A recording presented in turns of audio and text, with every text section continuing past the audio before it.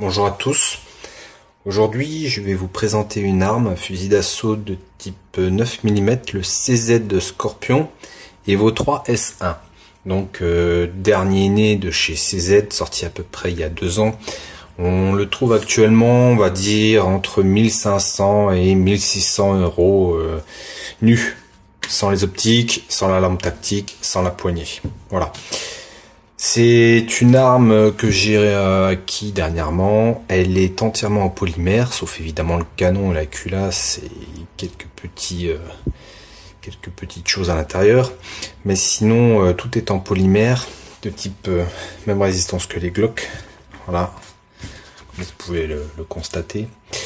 Donc c'est une arme extrêmement robuste, faite pour le combat. Au niveau de la détente. Donc au niveau de la détente, c'est genre un peu grippé, genre détente Glock. Donc parfaite pour l'utilisation en combat. Maintenant, c'est pour les personnes qui aiment bien les détentes match, bah, ce n'en est pas une. C'est une arme extrêmement ergonomique, extrêmement compacte.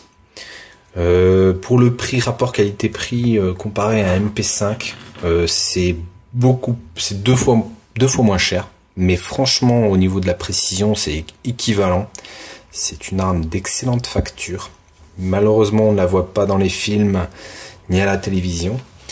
Elle est, comme vous pouvez le voir, constituée d'une crosse pliante qui se plie, voilà, par un petit bouton pressoir que vous avez sur le côté. Voilà, elle est repliable. Voilà. Ça donne l'arme à peu près comme ça, après. Voilà.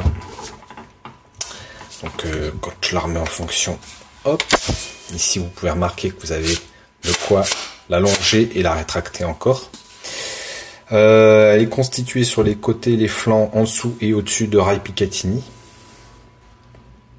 Donc moi, dessus, j'y ai adapté deux types de visée, EOTech et un grossissement x3.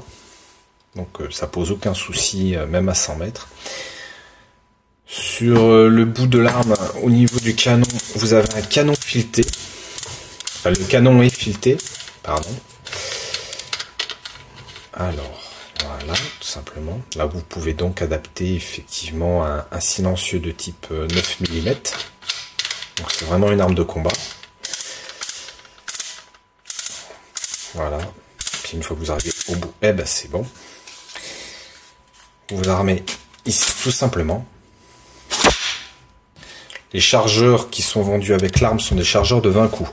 Bon, moi j'ai acheté à côté 2 chargeurs de 30 coups, ce qui est quand même plus, au niveau esthétique, plus joli. Donc c'est une arme que je conseille fortement à toute personne qui voudra investir un peu d'argent et se faire plaisir.